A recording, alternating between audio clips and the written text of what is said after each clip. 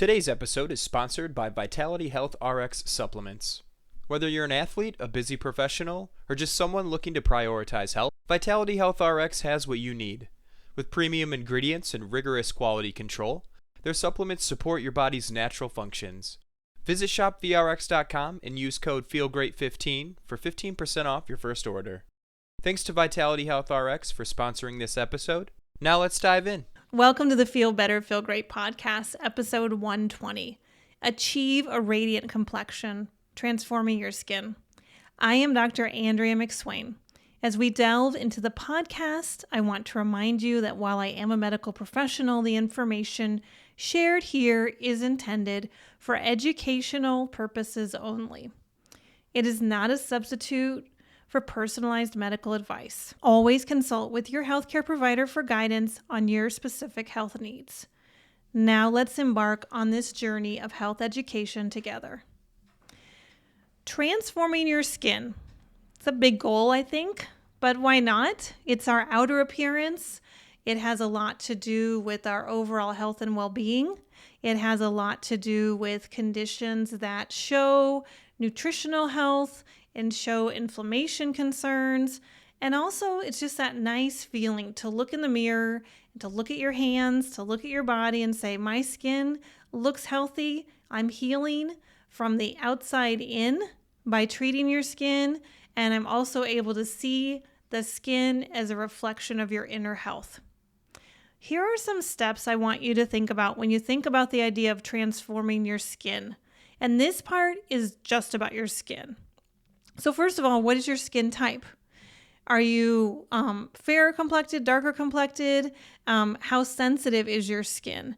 Is your skin oily in some areas, dry in some areas, or a combination? Also, what are your goals or concerns about your skin? So first, when you think about concerns, okay, the skin might be inflamed, congested, and thick. It might have wrinkles or some scars from acne, might be dull. That's one thing. Okay, now think about your goals. And that's really important because the skin is an organ, remember, it's the largest organ of your body. And I like to talk to my patients about setting goals. It's important to have objective markers so you can evaluate your progress. And it's also important to look at goals in a positive format. So if you say, I don't want my face to have these jowls, or I don't want my face to have this redness or this big bulbous nose, that's really expressing a concern. But let's look at the positive way to say, I want taut skin that have a contoured jawline. I want glowing skin that shows some brightness around my cheeks. I want to make sure that my skin doesn't have lots of congestion, or I want to make sure my skin has a nice smooth surface, right? And the texture is nice and even. I want to make sure there's good quality tone. Those are the things about setting up goals so you can actually work to them. When you set up concerns, you're only working away from them. And it's just a mindset that's really important when you think about your health and we think about any kind of organ-specific treatment protocol, that you want to be aiming towards goals. And also, when you aim towards goals, you start to shift towards a really positive, renewing appreciation. So you can say, hey, yeah, I'm seeing this look better. I'm looking at this. I'm seeing this appearance change. I'm looking at tone. I'm looking at texture. And that's a really great way to appreciate your progress. Okay, next is thinking, well, how do I get this? Well, like your body needs consistency, and so does your skincare routine. Think about how you feed your skin and how you clean your skin, okay? When I look at people who are struggling with acne, for example, they're often given the advice that they need to dry their skin. They use products that have a lot of synthetic acids. They use products that even have alcohol in them. And the skin is very dry as a result. Well, skin that has acne actually is inflamed, so it actually needs more suppleness. The other thing is oftentimes you can actually have your skin in need of oils because oils will bind with the skin to, and even bacteria or different infections of the skin, so that you can get some really good healing from it. So again, kind of this idea of appreciating a routine, okay? And the routine requires consistency. How often are you using these products? And that's very important. Most of the time, we need to be looking at least morning and evening, so every 12 hours for the consistent everyday things. So, and then you have the more infrequent, so maybe 1 to 2 times a week. So setting your day, setting your time, and getting that on the schedule. And then looking at some of the monthly, more professional services that you might need for a maintenance routine with the professional to help you. So looking again at this idea of a consistent routine. That way you don't have to wonder what you're doing. You just go through the motions and you don't have to think about it because you've got a routine. And also you've worked with a professional to help you with that, developing that routine. And you can evaluate it with the markers and the progress towards reaching your goal and maintaining your goal. So daily skin activities usually include cleaning, toning, moisturizing, and then thinking about how we can absorb the nutrients of the sun without getting overwhelmed by the sun's power. So some people just say sun protection, but I kind of wanted to elaborate then. And then using the products that you need to make those goals happen. Okay, so in that regard, if we think about cleansing, a lot of times, again, people think about stripping the natural oils, stripping the layers off the skin. Some people will actually use techniques to actually rip things off of the skin with those strips and such. That's one bit of information, but cleansing is really about removing dirt, removing the stagnation, and actually getting some good fats in there to actually get into those areas so that you can actually nourish the skin and help it heal, which in essence is cleansing it. That's important. Another thing that's really important oftentimes is getting that layer off, a kind of outer layer of dead skin. So if you think about the skin, it actually has 5 layers. And with those 5 layers, that top layer can actually sometimes get very hard. It can get almost like flaked, crusty, and too thick. And that reduces the nourishment that can penetrate into the deeper layers. So you want to keep getting that old layer off. And a lot of people speak to that with exfoliation, but I'm going to get to exfoliation in a minute, because really the cleansing aspect can help with the vibrancy. It can help with you getting that glowing complexion by using a cleanser that's usually 2-pronged. First, an oil. When we use our oil, we actually add aromatherapy. Well, we don't. KPS Essentials does. Thank you. And that essential oil component is very antimicrobial. And also the oils do very good to penetrate deeply and effectively. And then I like to use a salicylic acid that's plant-based.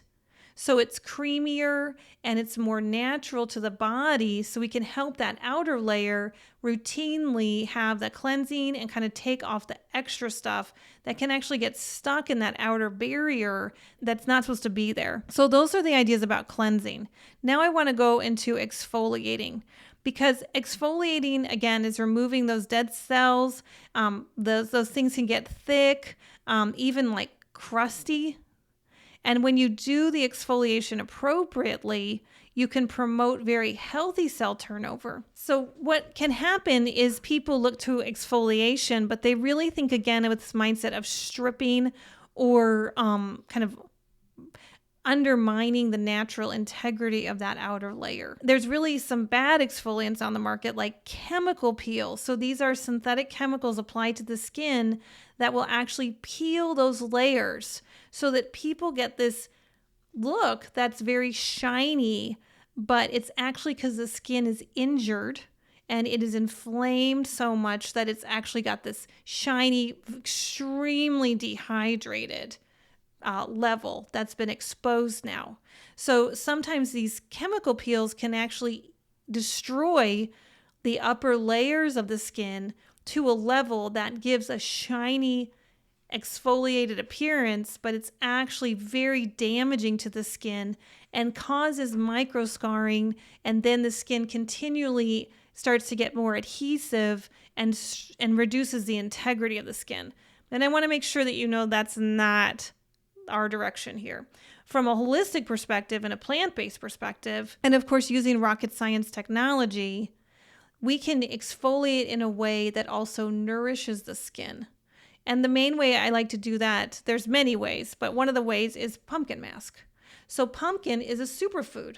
Oh, you mean a superfood with an enzymatic property that then can remove this dead skin layer on the outside and then give that vibrancy without compromising the other layers of the skin.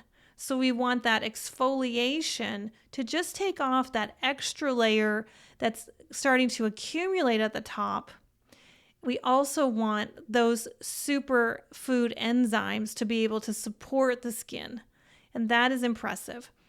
Another way to do this is actually creating a small inflammatory response with a rose extract, right? Because that has a lot of antimicrobial and healing properties, and then also provide a collagen support. And that happens in the La Luna peel or the La Luna mask.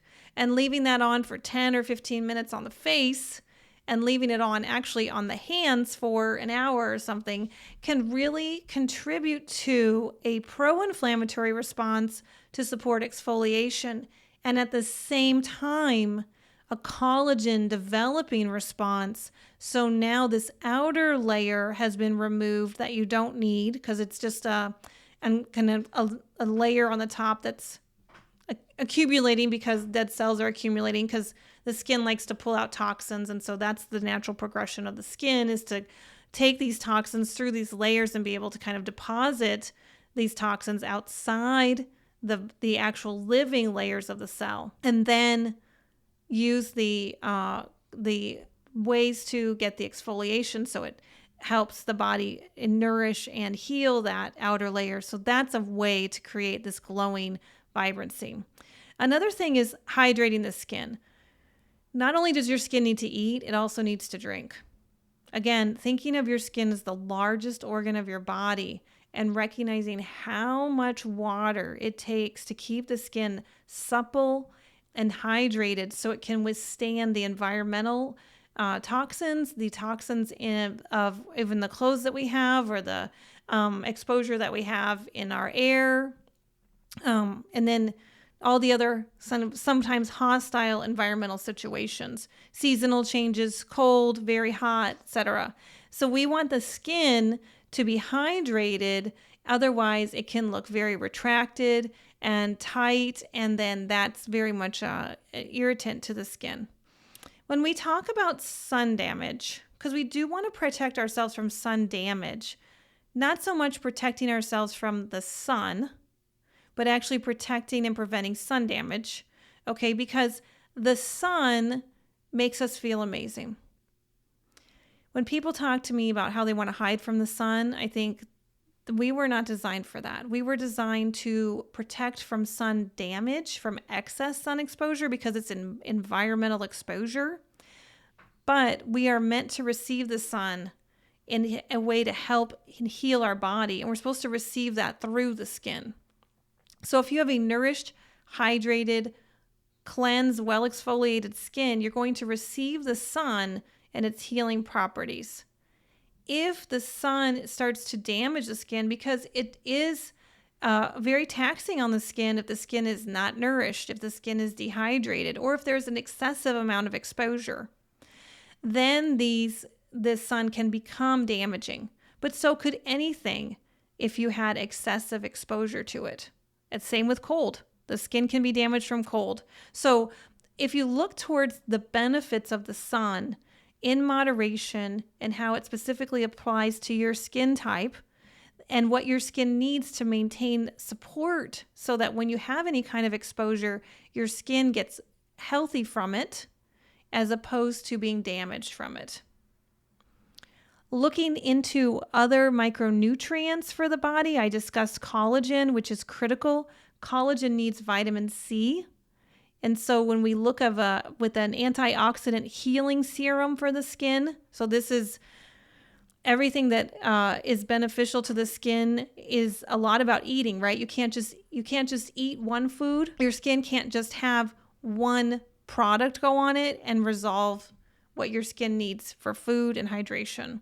So collagen with C, they actually potentiate each other. And so having collagen and having vitamin C are important ways for your skin to recover and heal. And again, your skin is going to need to be maintained. So these antioxidants are very important. Other ones that are important for your skin are vitamin E.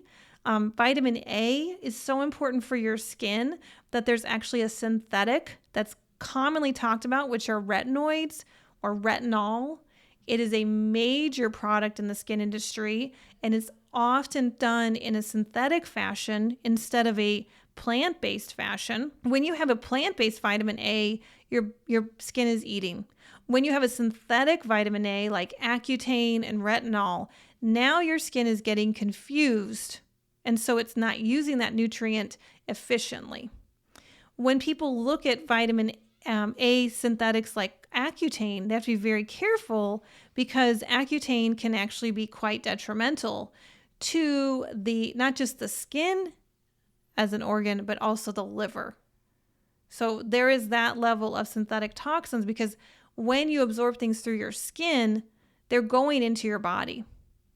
And so, especially if you're taking oral Accutane, you're getting that into your body and it's affecting other organs of your body and your skin. Okay. And then lastly, to think about some specific concerns that you may have. As I mentioned at the beginning, you want to keep aware of not just your concerns, but also your goals. So again, that might be acne, hyperpigmentation, some aging signs. And we want to work together. You want to work with a qualified practitioner to help you with those areas. I want to tell you, as you do this work with the skin and the healing from the outside in, and soon we'll talk about healing from the inside out, we really want to recognize one of the main functions of the skin is an organ of elimination. Sometimes when toxins are moving through the body, they're getting stuck in the skin. So sometimes when you nourish and hydrate, feed, and support the skin, what's happening is those toxins that were stuck in the skin start to pull out through the skin.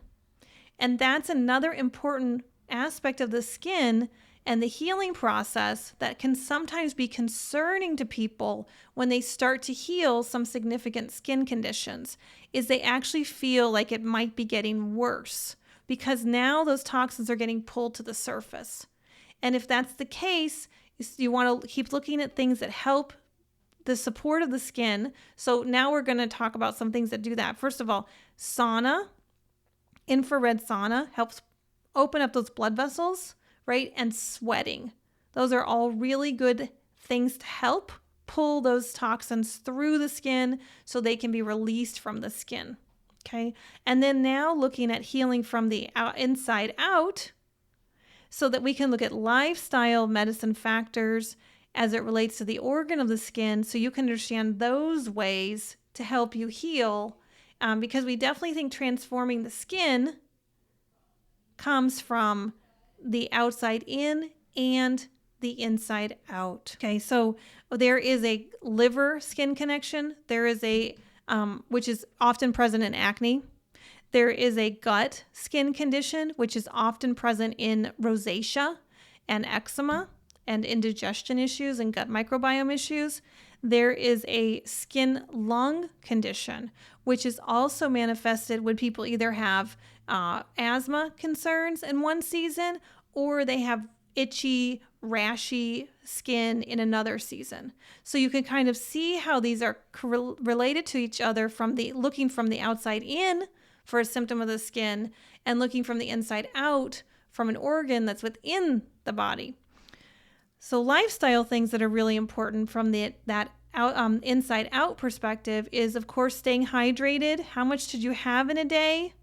Hydration should be about half of your body weight. I usually recommend about 64 to 80 ounces a day.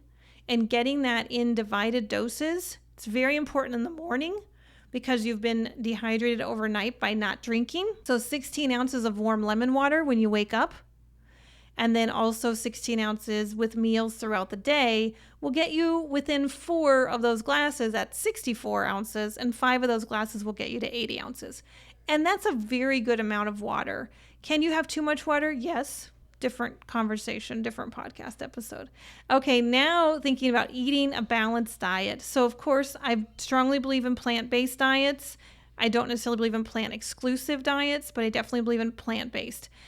And your skin needs those fruits and vegetables, okay? They need the healthy fats. And then we need the micronutrients as well. So again, we need good healthy carbohydrates and fruits and vegetables.